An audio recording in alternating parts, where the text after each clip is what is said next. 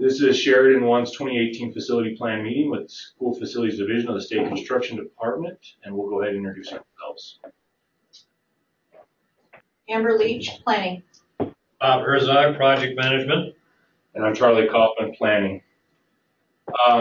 At this point, I do not know if Brandon or Troy will join us. I'm going to highlight their names for the moment.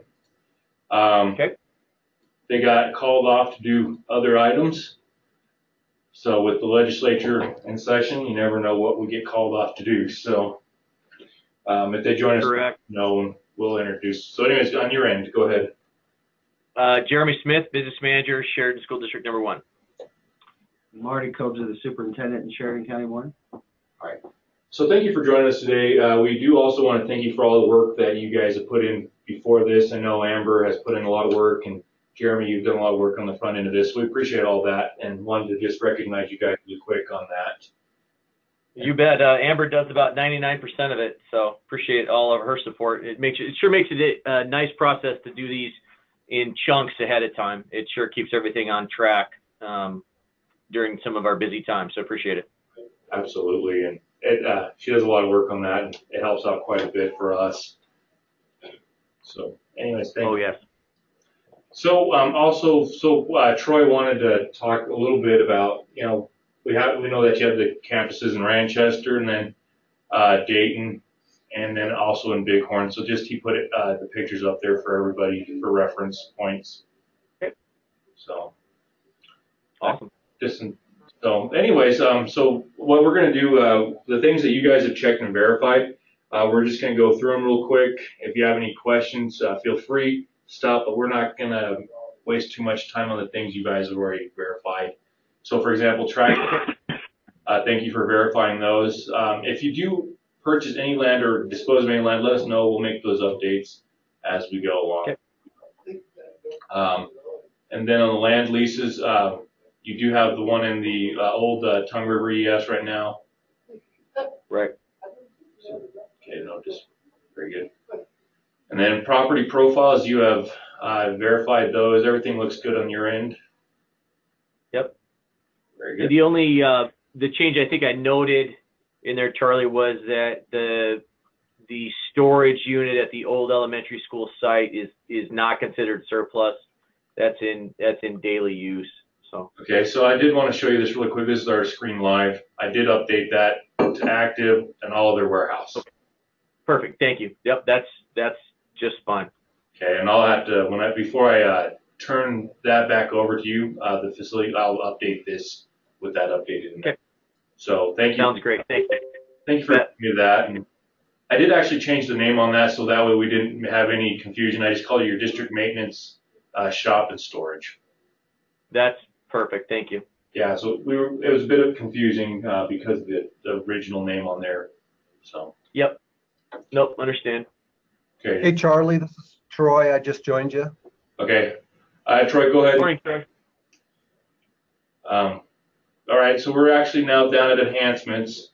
And you guys have verified and reviewed your enhancements, and yep, no changes at this point. And no, I think the only thing I wanted to point out was that the new elementary school obviously being complete, that is the correct cost. There were no change orders on that contract amount for the enhancements, so that could be considered complete and at that contract price. So I need to move that from the estimated to final. That's right. We had talked about. Yeah. And. Yep. And that's why in that second line, in addition, all enhancements are complete, so they are complete at that price. Oh, sorry. We will go. Okay. We will go take care of that. Oh, I was saying, sorry, my mouse jumped on me really kind of funny there. So I will update the final. Yep. Yeah. Okay. I will, whoops. I can't put I. I'll update final costs. Okay. All right. We'll take care of that. Thank you. Updated. Thank you. All right. So then moving on real quick, district appropriations update. You said that both 1131 and 1132 can be closed. There are no funds remaining. So do you want to mark correct for Brandon? Yep. So I'm just having Amber mark that for Brandon. That way we can get those projects closed out. somewhere around $700,000 on the TRE project. I mean, we reverted last year, but Nice. yeah. Okay. That was our goal. So that brings us to security, and I'm going to go ahead and turn this over to Bob, and Bob will talk about this.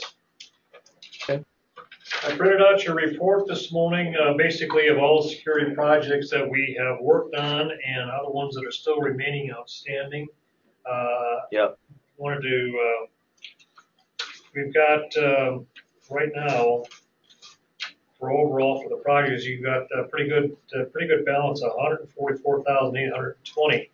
So, with that, the legislature has asked us to talk to all the districts to make sure that everybody's aware of the money that's available and that we should be doing every effort we can to try to utilize the money.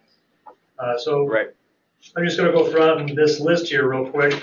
These are talking points that we've been given to just kind of discuss the whole thing with security. So if you'll bear with me here. The original funding for the security monies was done in 2014 and to the tune of $9 million. The projects were defined in the 2015 State Enrolled Act number 0089. October of 2014, the security standards were developed and released. In January through June, the independent facility assessment of all school buildings was done by the FEA. So they've obviously done everybody's facilities. Until July 2015, there were 1,500 plus security projects created in AIM for to be addressed by the districts, and funds for the first 8 items were set up at that point. August 2015, assessment of the buildings was publicly released. September of 2015, security remedy guide was released. So we, as I mentioned, the funded security project, the first 8 have been available since July of 2015.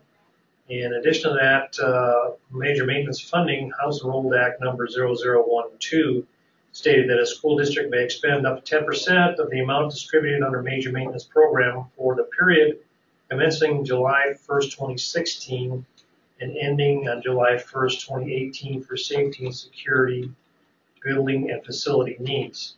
The legislature has indicated concerns that sufficient soft costs in addition to the hard costs provided by these bills may exceed an individual district's ability to be funded and can be taken from that 10% security monies and major maintenance.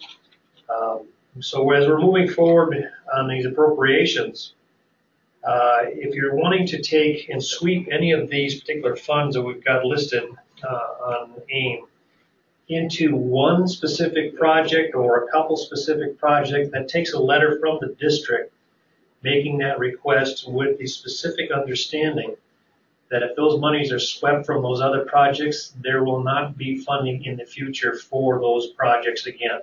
It's just going to disappear. So that's something we can discuss about if we want to sweep those onto a couple of specific projects. If you want to address things like security vestibules, that has been done in the past and will continue to be available.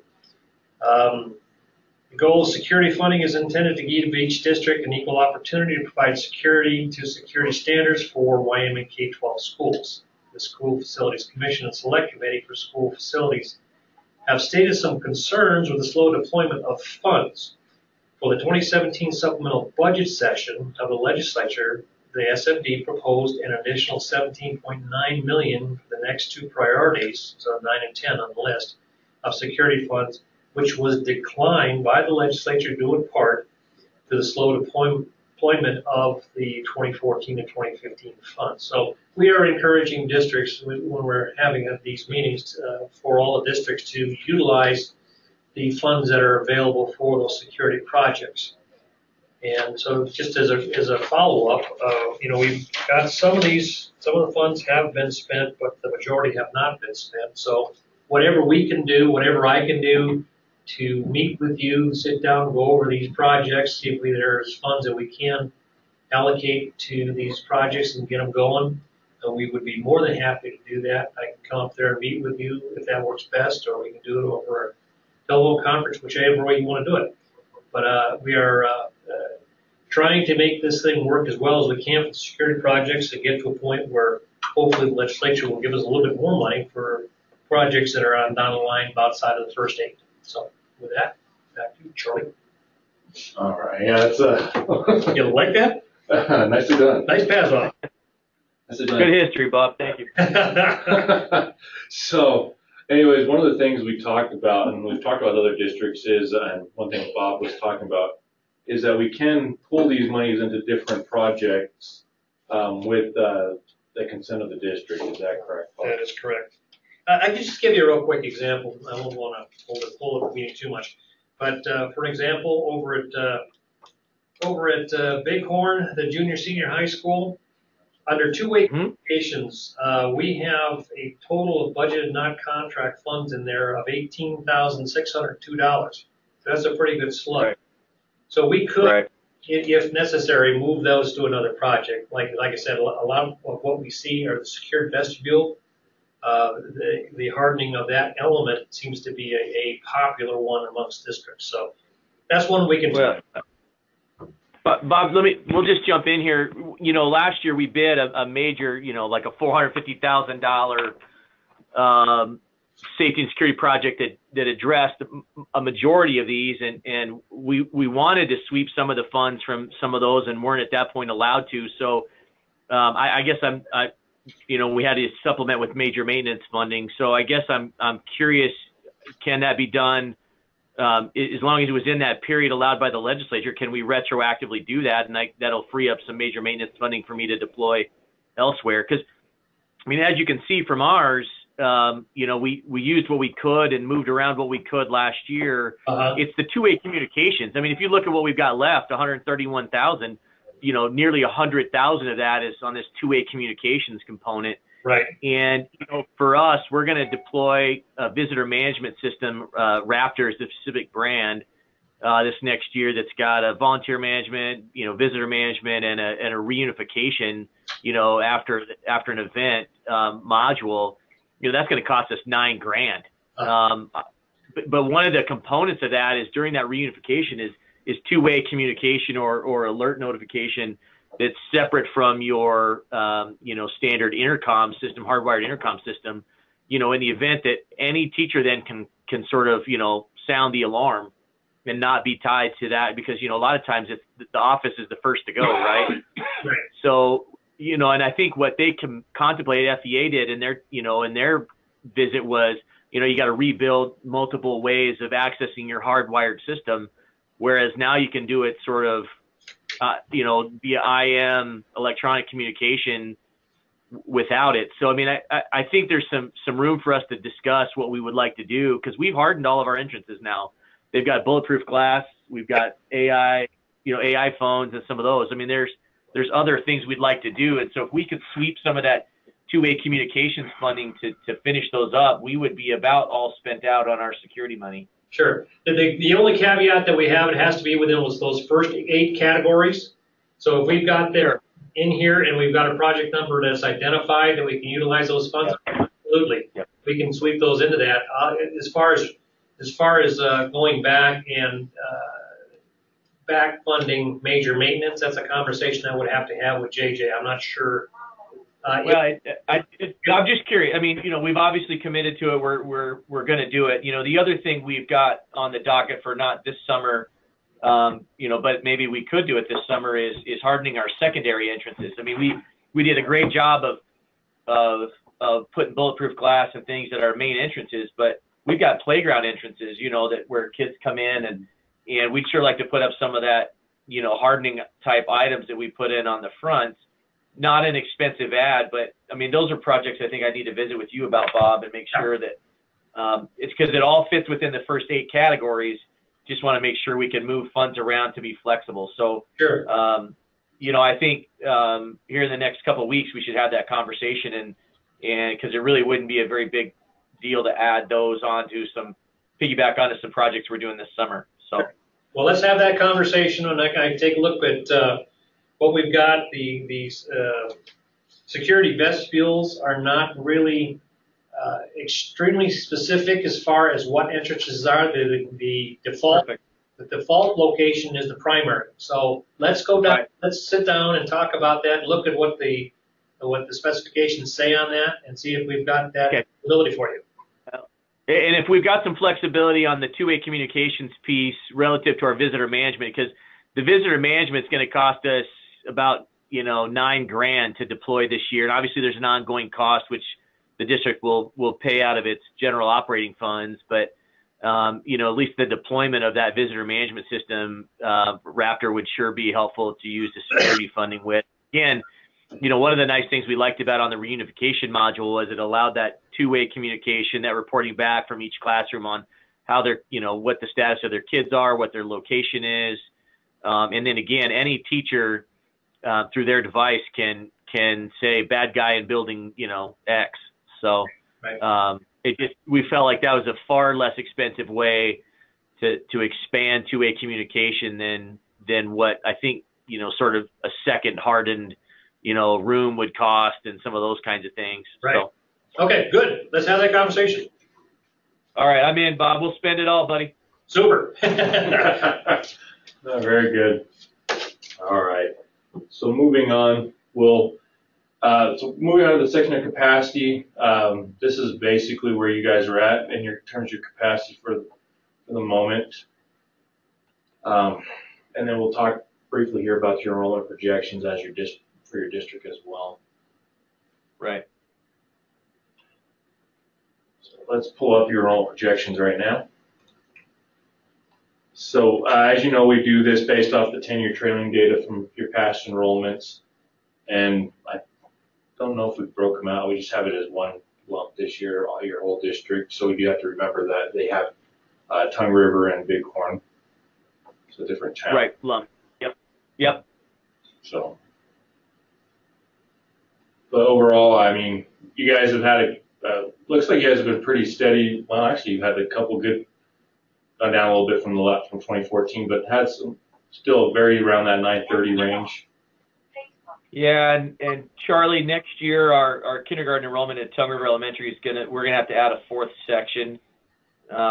There, obviously, we've still got space in the building to accommodate some of those things, but we're gonna see we just had a really small kindergarten class this year. You can kind of see, where we just had a dip, but man, it's roaring back, and that happens. In our communities, you're gonna have a year off somewhere in there, but we're back. We should be closer to 1,000 next year, and I think you've got that projected at 993. Adding in that kindergarten class that we expect to see next year, because we've done obviously our pre-enrollment stuff, and we kind of know where we're going to hit there. But so so you have done so basically that's what do they call that? The kindergarten roundup, or like just registration? Yeah, we've got a early childhood liaison program in our district, and we're in constant touch with the preschools, daycares, even the ones we don't operate, so we obviously know the kids that way. There's always more kids who, aren't participating in those that show up when we do our official one in April. But based on what we see now, preliminarily, we expect a pretty darn good sized kindergarten class again. That's always a good thing. So I know that with the opening of Weatherby and Sheridan, how long is that going to take to get online for that? They're here June, July. They start moving their offices. I think December is the official go date. They are under construction for their facility right now. Okay. So it may not have as much of an impact this year as it will the next year after that. Yeah, I mean, it's going to be kind of interesting because, shockingly enough, most of their employees are not moving with them, so they're going to have to hire when they get here, and that means, more regionally they're going to hire, which means people will move here. There'll be a lot of job shift because, people from California don't necessarily like 19 below zero. But, I mean, they're going to, that's 100 jobs immediately, that don't exist right now. It's on the north end, and I think we kind of discussed this in the sort of unique district things, is that's about as close to our border in our district as you can get. We anticipate that a lot of their line workers will probably live in Ranchester, which obviously impacts our Tongue River schools. We expect a lot of their C-suite employees to probably live in the Powderhorn, which is also in a district on the Bighorn side. So we'll probably see some of the effects spread out between the two main areas. But there aren't, I mean, if you live in Manchester, you can be at Weatherby a whole lot faster from a home than you can be in Sheridan to Weatherby. So, especially with the new North Main interchange going a mile north, it just, all of it. So we'll see. And then Ramaco Carbon, they got their preliminary approval last month. Their next and final approval will be March 6th. That's 30 immediate employees with, depending upon the Brook mine that's under DEQ's review right now, might be another 200. Plus then Ramaco Carbon would hire another 30 on top of that for, some additional research work. So, and that's all within our district boundaries. So we're cautiously optimistic, and we continue to plan on what happens if, both directions, both that we do see the bump in the population and jobs, or if it stays steady, or if it goes down. I think we've got a pretty succinct plan in all three possible outcomes. Yeah, no, you had made the comment earlier about your year being a down year, and I was looking at your enrollments down here, and there just looks like you had a smaller senior class this year between both, and yeah, that's going to be a huge issue. As you're right. I mean, the kindergartens coming in are a lot bigger than the seniors going out, and so we know we kind of like that steady sort of growth, to be honest, because you know how to plan for that. But I'll take hodgepodge crazy growth too.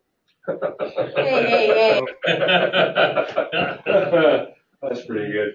So, very good. But so a couple questions surrounding that. One is, we kept our old Tungaroo Elementary School in anticipation of this, so that we could add on or do whatever necessary to make that happen. But then on the second part, at one time there was funding that was available that no one had used. It was for purchase of land contiguous to existing sites. Money still available for that in case we needed something like that in Bighorn. So the land adjacency fund. Yeah. I don't know the exact balance on there right now. I do know we have some left. I don't know how much is left though at this point. I'll have to. What we'll do is we'll talk with Brandon, and we can get that balance back to you. I do not know how much is available in there. There is a little bit of money. They're wanting to purchase a little. Next to. Right. There's a piece of property that sits across the street from the Bighorn campus currently, that if we had the sewer line come out to Bighorn in that area and open up some development, depending upon what happens there, we could see some pretty dynamic growth in Bighorn, I think, and may need additional space. Okay. We put a couple lines in that on our unique issues that if nothing else, maybe we need to secure a first right of refusal or something like that on the property. And I don't know what that would cost necessarily, but I'm not, we're just kind of looking at, we gained the 15 acres through this fund a few years back. And that's one, and it's that second paragraph where some property immediate north of the campus might be appropriate for acquisition. Maybe thinking about a purchase option from the landowner, in lieu of a full-on purchase. I don't think, because it could be 3-4 years down the road before we see something significant in that.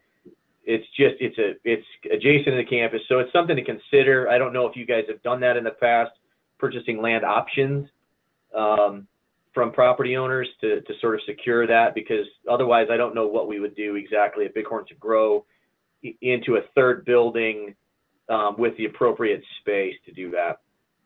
How many acres are you looking at, Jeremy, potentially? Well, I mean, she's got a lot across. I think she's 30 or 40 across the street, and I'm not convinced we need it all. So I think we just, this is, I think, our chance once a year to really sort of bring up some issues with you guys that although maybe not immediate, maybe bear some consideration. So, and if you want to go to that picture that you've got, we can show you which parcel it is to the north of the Bighorn campus. Let's just do this real quick. Okay.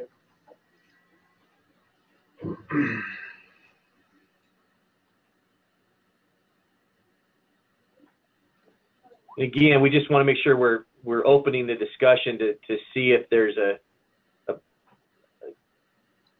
Okay, so it's here's big one. So do you see there's a okay, so just to the north and to the east, yep, right there. It's got a hill and overlooks it, so it would be, some portion of that property. Okay, actually Brandon just joined us as well, so we're talking about possible land, so from the land opportunity fund. Okay. What is the balance currently? We got roughly $239,000. Yeah, that would pay for what? No, well, yeah. I guess what we're looking at is, again, I don't know that any immediate purchase of the property is required, because our issue really is the land development is hampered in that Bighorn area by the lack of a wastewater treatment system. However, we're in discussions right now with the city of Sheridan, the SAWS, which is the Sheridan Area Water Service folks, the Powderhorn, the Bighorn Business District, and us to form some form of waste treatment for that area of Sheridan County. We're in the waste treatment business on that campus, as you know, and we'd like to get out. The Powderhorn may want to be able to take our effluent, and along with the business district in Bighorn, and then, form a joint powers board or a sewer district or something, some mechanism that then the professionals with the city of Sheridan would manage. If that were the case, instead of having 2.5 or 5 acre parcels, which is required in that area, you could go down to, urban residential. And I would suspect without too much hesitation that becomes a very popular thing to do. So just looking at, we plan 5, 6, 7 years around here down the road. And so one of the things that concerns us would be, a quick fill up on that Bighorn campus, and then what? And so that's why looking at that property to the north, if there's an opportunity in the next couple of years to secure a purchase right, maybe not an outright purchase, but first right of refusal on that, maybe in all of our interest to do so. How many acres would you be acquiring? What's the gut of value of what that would be worth? I mean, we're probably in the 15 acre range, I'm guessing, right? I mean, 15 is going to be 20,000. Yeah, I mean, 15 acres, 20,000 an acre, probably. Yeah. Yeah, that's a capital request level. The money we got is just that chump change compared to what you're trying to do, Well, and obviously a first right of refusal, a purchase option wouldn't be, the cost of the purchase. Right. But we could talk with Vicki Kane, who's the owner, and see if there's a way that, that or a mechanism. Again, we're talking a few years down the road here, that we could at least say, hey, before you sell it to someone else, you're bound to offer it to us, or a portion of it. And then obviously we know that that's a capital cost issue at that level. I mean, I just didn't know if that opportunity fund allowed for a purchase option to be done. Yeah, I like where you're heading, like first right of refusal, contingent upon the School Facilities Commission rules and regulations with the appraisals and funding from the legislature. Right. You could structure it like that. Yeah, I just didn't know. I mean, usually those come with a cost. I mean, they're not significant. I mean, because people understand that, if the refusal is, depending upon whether it's lost or whether it's given back, if passed or whatever, it just puts you in line first. And I guess that's all we're concerned about, is being first in line. Yep. For that piece right there, because High Street, which is the gravel road, temporarily right now gravel road, to the east of the elementary school, I mean, it could go straight across the road onto, a third building configuration, whatever that would be. And, again, 10 to 15 acres is probably all that would necessarily be required. Let me ask you a question, just thinking out loud. What would constitute the need to go to legislature? It's not. Is it capacity? Is it condition? Is it because of the wastewater? No, it certainly wouldn't be condition. Obviously, these are fairly brand new buildings. Right. It simply would be a capacity issue at the elementary school level. You know, we got some capacity and growth opportunity at the middle school. You know, that elementary is a 2-section elementary. The middle school and high school building are set to be 3-section. So really it's probably some grade configuration to allow 3-section elementary kids. Do you know what I mean? And that may be building a pre-K through second grade across I don't know. I mean, we're not that far in that.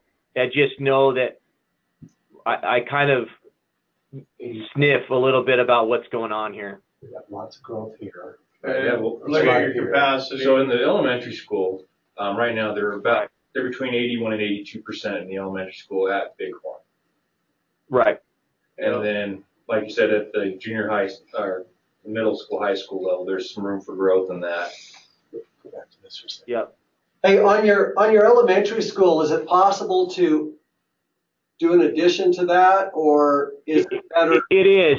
You see how the Kirk then kind of bends to the northeast Yeah. Mm-hmm. on the elementary? We could add a double stack of 4 we could add classrooms to the edge of that. Right off, the hallway would continue, and you'd have 2 on each side, top floor, 2 on each side, bottom floor. Got it. The only difficulty, you know, then we continue not to have adequate site space, and I mean, it's always that thing we've dealt with at Bighorn.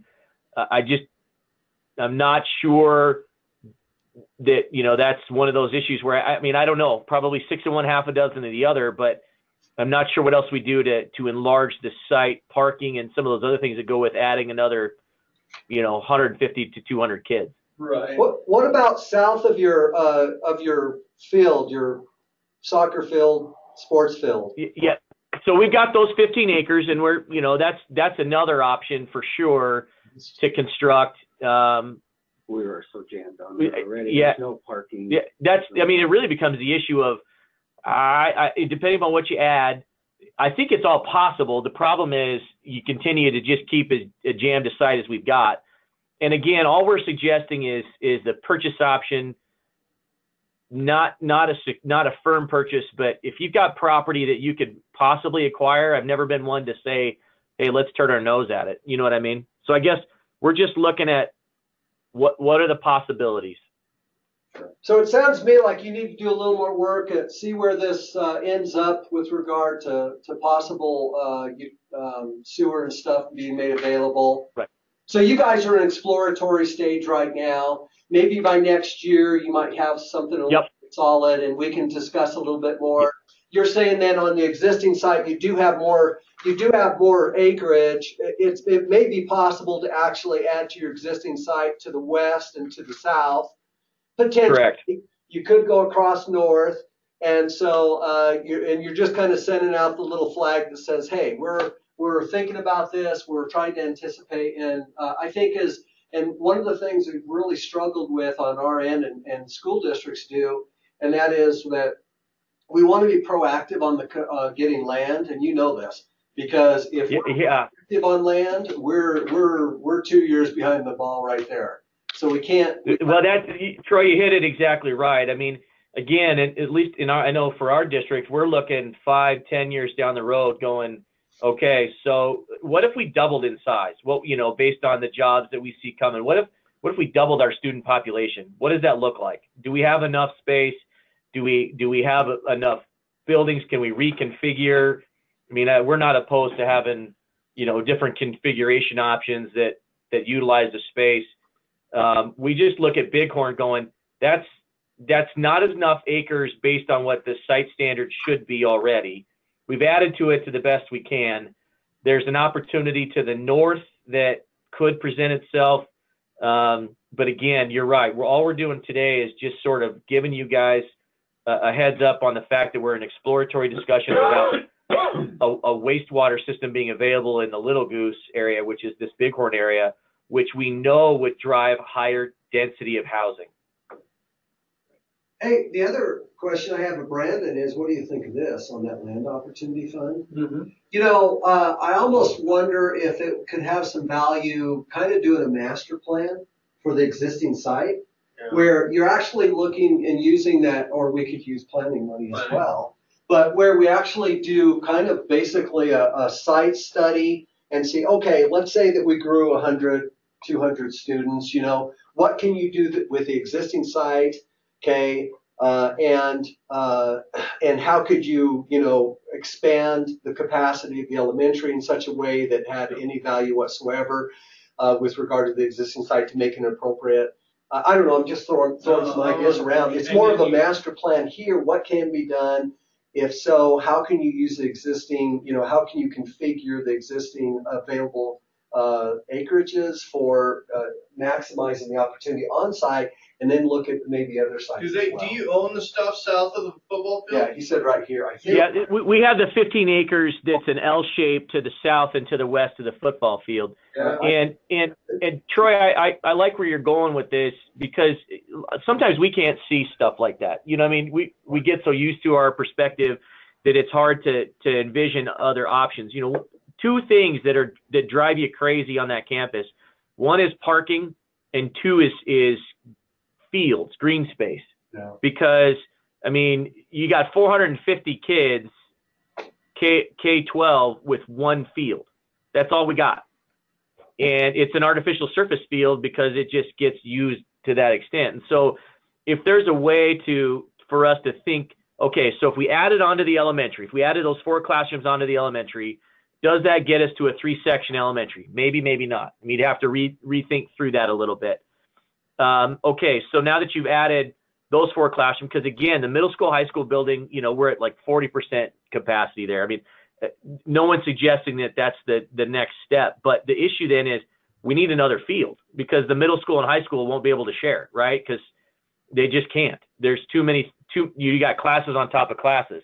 And so what does that look like? And understanding what the topography is of that area, what does that also look like? How do you add parking for daily parking for staff and for students? And then what do you do about events? On parent-teacher conferences and music programs. And I realize those are one-offs, but when you've got you do that before you pull the trigger on land and all that, and get a nice conceptual plan view of how things would be laid out, configured. And what can you do? What can you do? Options. What can you do with the existing site here, and how many more students would that be appropriately can handle? And then when's the breakover point where you're considering the external land that's adjacent or close? Yeah, and when you have that makes a lot of sense to us guys. And again, maybe we're thinking about maybe that north isn't the best option there. Maybe it's more northwest of the campus. There's a parcel of land there too. Maybe it's not much, but again, maybe we try to negotiate with the folks we bought the 15 acres from and get another 4, or 5 or something. So I think there's just different options to look at, and we're always thinking 5, 10, 15 years down the road. So I think it would help us to have that planning study in our back pocket to go, okay, so if X, Y, and Z happen, then we've got to respond this way. Yeah, I like where you're headed. Can we look at your capacity real quick and your growth? We just had gone over their growth for you guy here, but so here's the capacity. So at Bighorn, we're in the 80s. Or if they get any significant student growth, then you're looking at what that'll do there. But right now, they're in good shape there. With the junior high school, it's in awesome shape. Yeah, they're in great shape. For them. Yeah. And honestly, maybe these are the things you have to consider all the angles of. Maybe, okay, if we grow, 5th grade goes over and we have a 5th and 6th area in that middle school, in the junior or senior high building, so that you're keeping your kids socially appropriate, those kinds of things. And so maybe someone who's got some knowledge can say, what does it look like to sort of semi-segregate 5th and 6th grade, and how does that work functionally? Can you make a schedule work with that? And so maybe that's response 1. Yeah. And then maybe response 2 is, okay, then you've got to add those classrooms, whatever. I'm making stuff up as I go, but what would we do 1st, 2nd, 3rd, 4th if we saw 10% growth, 20% growth, 30% growth, 40%? Yep. Is there any key indicators that you're going to have growth? So whether Well, the Powderhorn had the largest number of housing starts ever this last year, and that's in our district, and we get a significant number of students from that. And again, if we solve our wastewater system problem, they've got more land that's right now it's platted, right? What they've got platted, the lots are platted. They could double the number of lots within the existing sort of boundaries of the PUD that is the Powderhorn development. Okay. But it's all predicated on having enough wastewater capacity. So part of the study would also be looking at the wastewater civil side of it. I mean, I think that's a good point. So we talked about earlier that so Weatherby's opening their doors in their district. We also looked at Ramaco. Sorry if I said that right or not. I apologize. And so and then Ramaco Carbon and the Brook mine, which is a coal mine that will feed the Ramaco Carbon. It's not a utility. It's not a utility coal mine. It's for feedstock for carbon resin to do 3D printing for medical devices, shoes, car parts, airplane parts. Another couple other significant events. VacuTech is doubling its size of employees this year, which is right there, all in the same business park as Weatherby, and then Kennan and L&H Industrial. So I mean, the Forward Sheridan folks are doing a great job attracting those light manufacturing gigs to here, and so we're just, again, guys, what we do is we think about what's it look like 5 years from now if we grow 10%? What's it look like 10 years if we grow 20, 30? How do we serve our kids on a daily basis? So I think let's go down to our notes and then we can type a little bit. Yep, So I think to be realistic, then I don't know if it's justifiable to do, I don't know, a study right now or. My gut says the percentage should be higher because this is in the 80s, right? Right. So we have a lot of them in the 80s. Right, but we've got huge ones in the 90s. Yeah. So if we were to deploy money, we want to go for Right. the 90s first or go for the 80s. So I'm thinking like high 80s. I mean, maybe look at it next year and then pull the trigger with some planting if it's up. Okay. Yes, I think our main point today was just give you a heads up about what we're seeing happening in Sheridan County. I don't think any of us are ready to jump on a study today, tomorrow. Yeah. And if a few things kind of go the way we think they might go over the next year or two, then it's probably appropriate. I agree. Cool. Then we should consider. Right. Some kind of a master planning study for the existing campus, as well as. Yeah, that's perfect. We, again, gentlemen and Amber, we just wanted to give you guys a heads up on what we see sort of sniffing around. We got our ear to the ground on this deal because from what we understand is Weatherby's not the last of the companies from the SHOT Show that's coming our way. So that's good. Potential adjacent Just properties Oops, excuse me. Adjacent. If I can spell it, adjacent properties to meet. There you go. Perfect. Yep.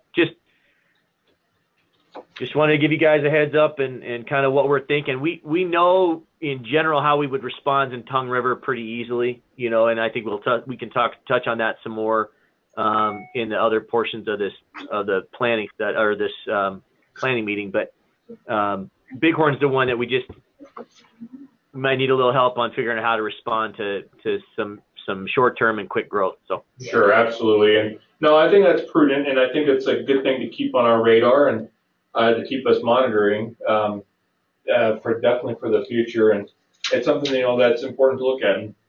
And so we actually I was laughing when you're talking a little bit about.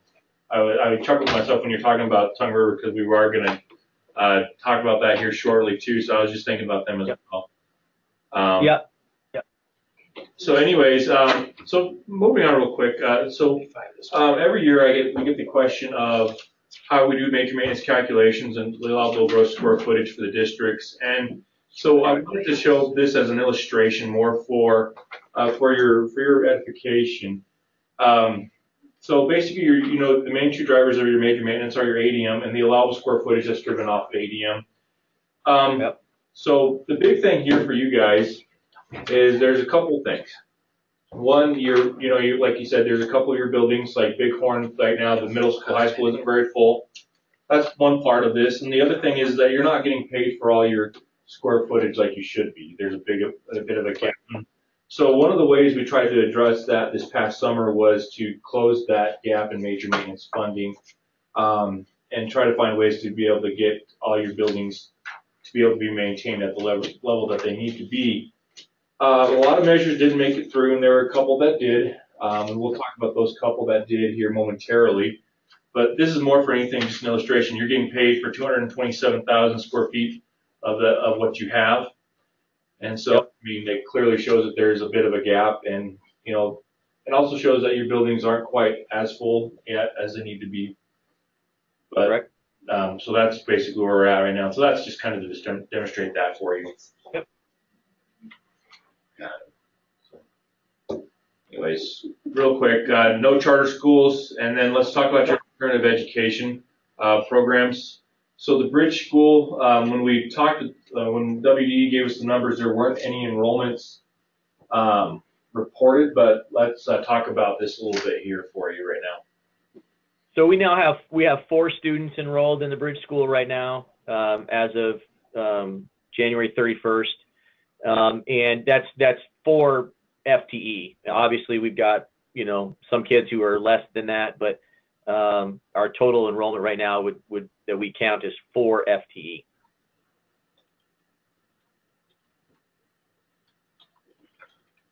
Okay. Jeremy, this is Brandon. That John Schiffer's got design funds in there this year, and it's moved through the legislature. And I know we talked about this last year, but has anything changed? Would you anticipate those 4 heading into Sheridan College? No, we're not sending anybody. Okay. In fact, we haven't been involved at all since the initial conversations. Cool. Every time we get involved in meetings, though, the pitch from Sheridan 2 is that. So I need to make sure I'm clear as we go forward, Plus, size it. We'll also want to make sure we size it right in case you do send 4 or 8 or 10 or, something, or none. No, that's, I'll be blunt with you. That was a very political move on their part to get what they wanted with this. There was really no intention of us ever being allowed to send kids. In fact, when we said that, there's a no blanket acceptance of kids. If we were to send them, they would have to screen them and decide whether they could come or not. Johnson County can't send kids because of geography, and Sheridan 3 is the same way. Geography prohibits that from happening. So although it sounds like a great idea, in reality, it's not. That's not how it works. It's a Sheridan 2 project, period. Yep. Okay. Thank you. Thank you for the clarification, and more for our edification as well. Again, we wanted to really quick. I'll show you. Okay, so the Tongue River Community Center where they're going, is this the old building that they're going to? It is, yeah. We've got a room in there that we rent from them, again, because the proximity is the issue, right? Because they'll go in there if a kid's behind or needs assistance or whatever it is, they can go there for 2 or 3 class periods a day, and then they can take their other components of their education right back in the regular high school. We do have kids that are specifically there full time, but a lot of the time is shared. So we can't send them to town for that. Okay, right, no. And how's that arrangement working? Is the ranger still working well? Yeah, it works really well. Yep. Yeah, there's space in there to have up to 9 students at a time, and we generally have somewhere around 5, 6 students at a time in there. Again, it's 4 FTEs of kids, but in total, but we'll have 5 or 6 kids in there at a time. Okay, right.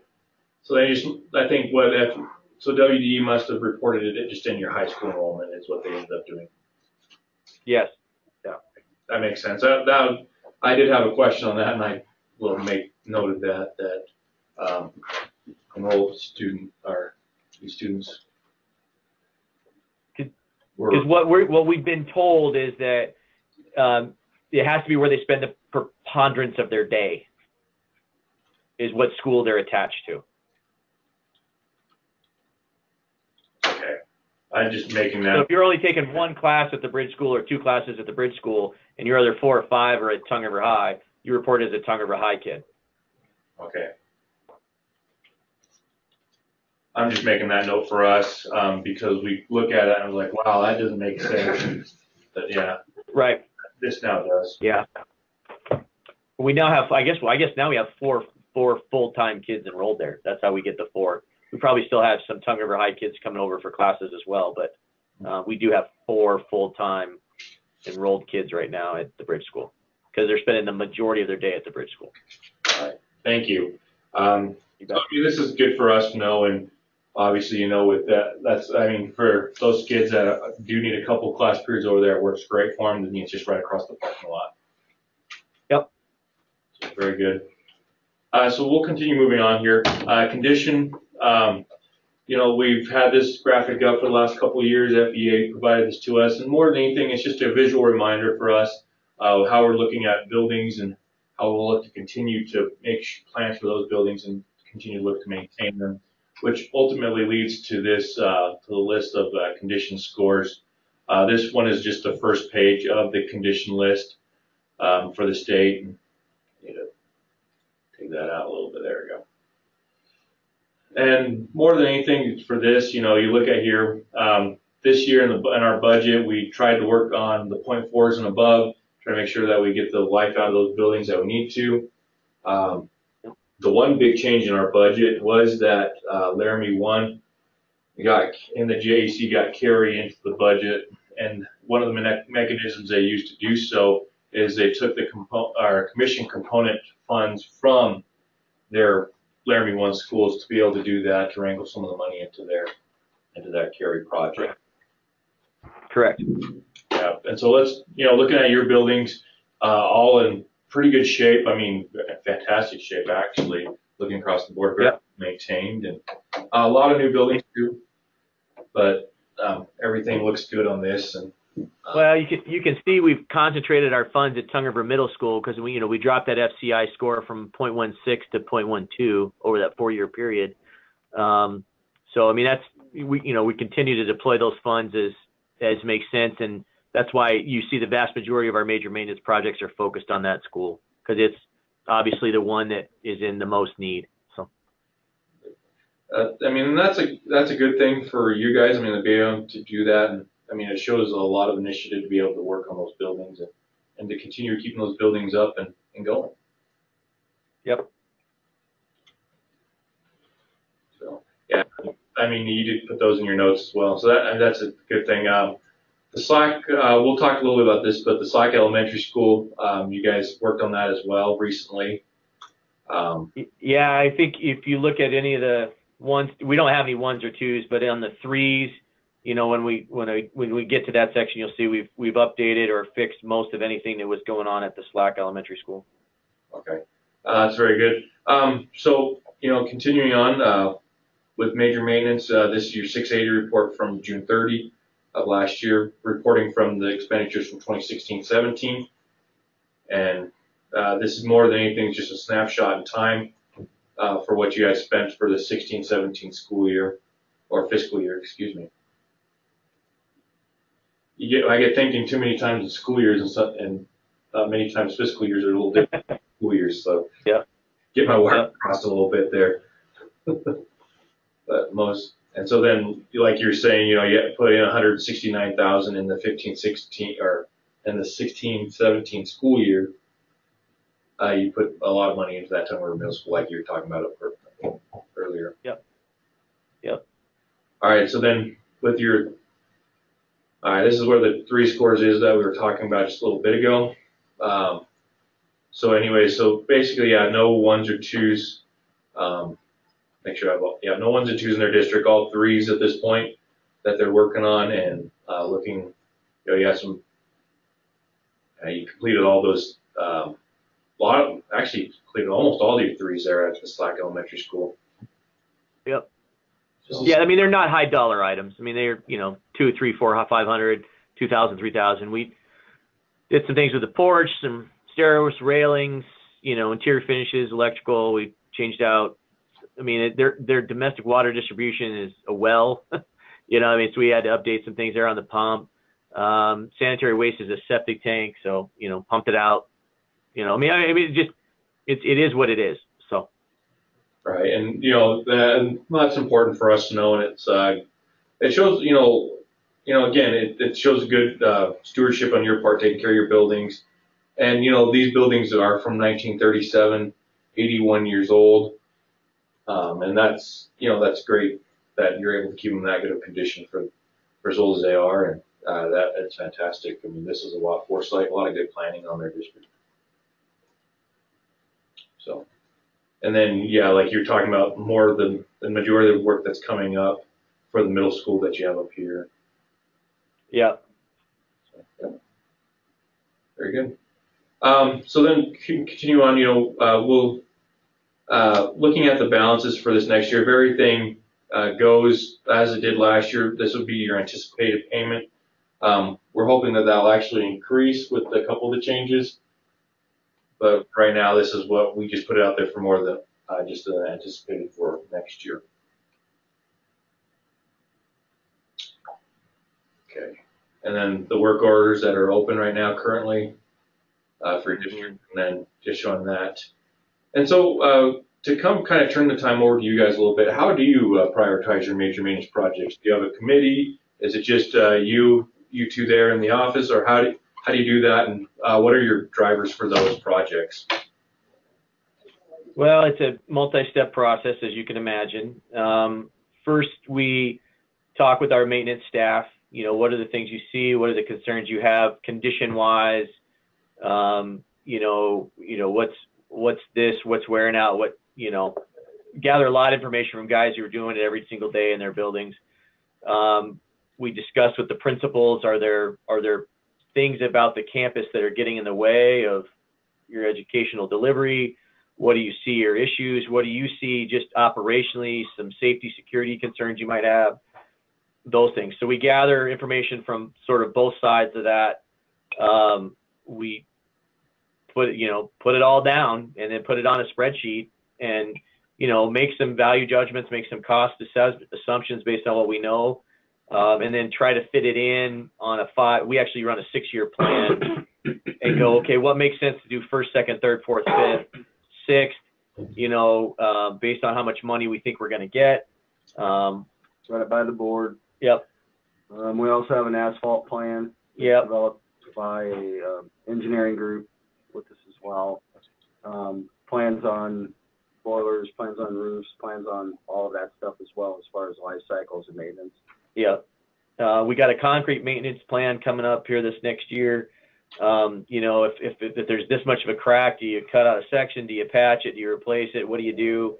And Marty mentioned our asphalt plan. It goes out 25 years. I mean, I can tell you which parking lot we're going to reseal coat in 2030, based, in order to extend the life, because it's kind of like that thing you showed, where you place your money gets you whatever bang for your buck to extend the life of that asset. So it's what we do. I mean, but we do that every year.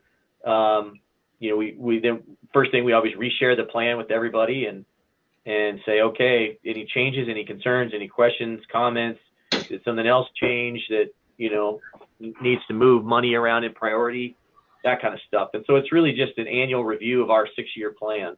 So not unlike what you're doing here. Okay, I'm just typing notes as well, so. Yeah, I'd say maintenance and principals, and in terms of the district, key personnel gather information from maintenance and school principals. Because that's the part, I can ask the head maintenance guys at each building, and they'll give me a different answer, or give Marty a different answer than a principal would, and so we've got that. I mean, we've got some projects at Tongue River Middle School coming up. We need to redo the kitchen. We need to redo the science room and the art room to make them more functional educationally. The kitchen's just because the equipment's 40 years old, and the flow doesn't go because the school's got too many kids. But for that design, So then I go to the principal, I go, okay, these all need done. You know, we can't probably afford to do it all at once. So what order makes sense? You know, I mean, because, you know, you're going to disturb certain things at certain times, and which affects your daily life the most.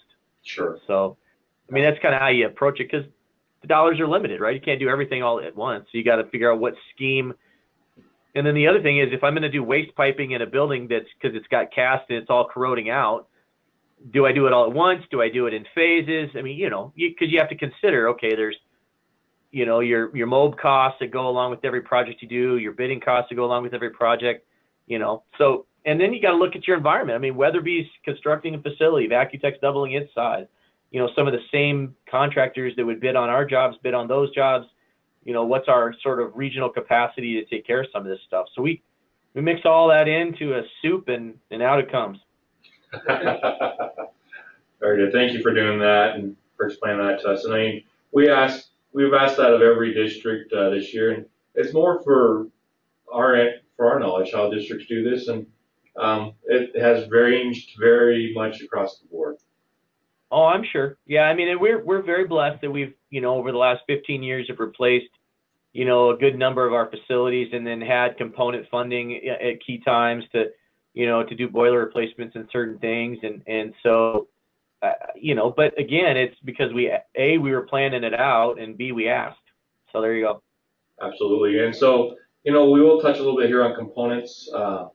You know, as you know, we do have that training on our website, and right. Closing the process, the submittal date has to be by the 15th of September instead of October on that. No, but by the 15th of September. So if you do have anything you need to come up through, let us know. We'll work with you to get those in.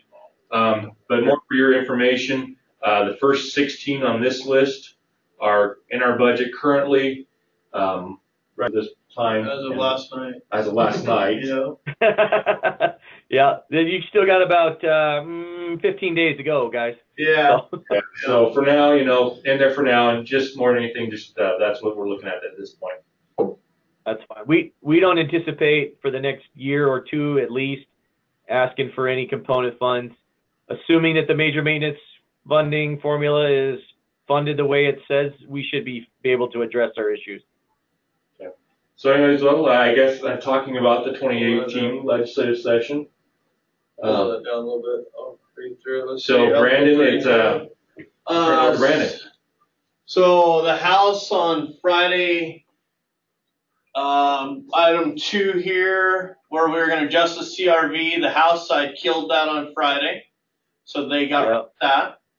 So it would stay at a 2% if it passes. Elimination of the 7-year phase-in, that's really the only thing that's survived in the whole major maintenance study. As you know, we took that study with FEA to the select committee. It was going to implement an asset preservation program, increase the CRV. There's also a recommendation of increase the RS means number, eliminate the phase-in. It would have doubled the payment. Everything's died in the whole thing. They should probably just throw the bill in the garbage can at this point. Yeah, I mean, one thing, if the 7-year phase-in were to survive, that'd be a win. Frankly, we all know how stupid of an idea that was to begin with. Yep. But it certainly prevents. This is one of those things where these billionaires that we elect down there continue to think they're broke. So it's okay. That's why I put the session just started and it doesn't look good. So. I laughed when I saw that. It's crazy. I agree. So 33 was just some cleanup that this commission can use emergency funding on the site. 63 is trying to put Wyoming employees at work, so they're going to raise the bar for general contractors to workforce services and employ them. 65, Sweet. lowering the limits of design build projects, eliminating the threshold of 500,000. House Bill 88 is we created a 3rd division. The reason why this is important to you or could affect you is every project manager is just a project manager now, or finance guy's finance, planning's planning, and you could get another 5-year projects. All the project managers are in a hub, and the director could appoint instead of Bob, it could be another guy from the state side. Right. just to give him more flexibility and put the right resources where they need to be. Senate Joint Resolution 3, that's putting it out to the voters to look at the Constitution.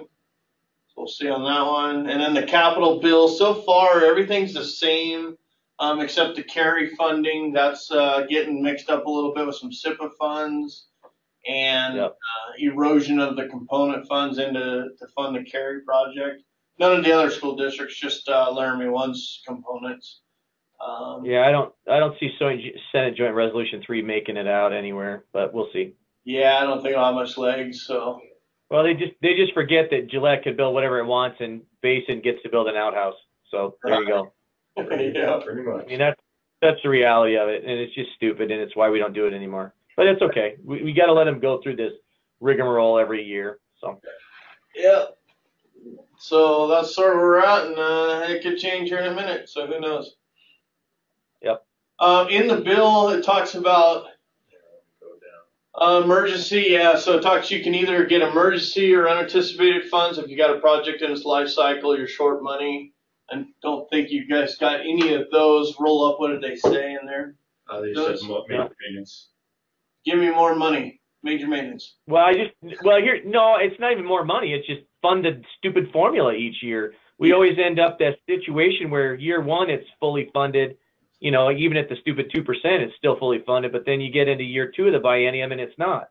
Right. And so it's hard to maintain these billions of dollars worth of buildings when they don't give you the money. And so all we're requesting is that the major maintenance funding formula be funded each year. That's it.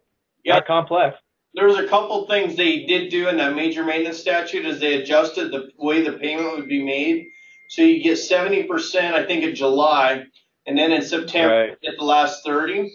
But I was thinking in the supplemental, if we know we're going to be short, we just ask for it. And say, hey, here's the liability, here's the statute. Here, this is my perspective, anyways. Here's the statute. If we followed it to the T, we need X millions, and just keep it on them. So agreed. Statute. Yep. So I think that's how I'm gonna try to go in the future if we're short, instead of proration and stuff. So. And so makes sense to me. Yeah. And so as of this, for the supplemental budget, as of this time, there's just one change in our bill that has that we can only go back for emergency, unanticipated need, or modification of any scope or our project that's underneath that section. And so with that being... Yeah, that's just that they don't have to fund the rest of the major maintenance payment in year two. We know what it is. It's okay, gentlemen. You said they're good. They don't have anything. You said just giving them a major maintenance. So, all right. So then moving on to the last section here, and before I turn it over to you guys to talk a little bit more about this, we've talked about some of this, but I just want to thank Amber again for all of her hard work, Jeremy for everything you did to get ready for this meeting, and we'll go ahead and turn it over to you guys. I don't know that we have anything necessarily to add to that. No. Tongue River, we feel like we've got the room, the space, the ability to grow the way we think we're going to grow. Instead of adding on to the new elementary, if we grow, it's probably less expensive and more cost effective to spend a little money to reconfigure the elementary grade levels and use the old elementary school, and might require, like I said, some upgrade, do some wall finishes, upgrade the electrical circuit capacity inside. MDU, with a partnership with us, we increased the capacity to the facility. It's got new transformer, switchgear, all that stuff. It's just, there'd probably be some branch circuits inside the elementary that have to be added to for technology purposes these days. But that's one where, over a summer we could have that ready to go to reconfigure that school. Because Tongue River Middle School ends up being the pinch point for us in Tongue River capacity wise. Right now it's 6, 7, 8. It probably makes sense to go to 7, 8 and then put 6th grade back down in the elementary school, which probably shoves a grade or two down to the old elementary school. So that's kind of how we see we can handle any growth in TR. Because the high school's got enough space. I mean, that's not an issue. High school could be 50% bigger than it is, 100% bigger, and still be able to be fine. Very good. Staff, do we have anything else we want to talk about at this point? No, thank you though, guys. Nothing from me, thanks. Amber? Thank you. Thank you. Thanks, gentlemen, and Amber, thanks for your help always. Thank you, thank you. Have a great day. All right, thank you guys, and we'll look forward to continue working with you soon. Sounds good. Bob, and send me an email, and let's get our calendar scheduled to figure out when to discuss some more of these security projects. So. Sounds good. All right, thanks. All right, thank you. All right, bye, guys. Bye-bye.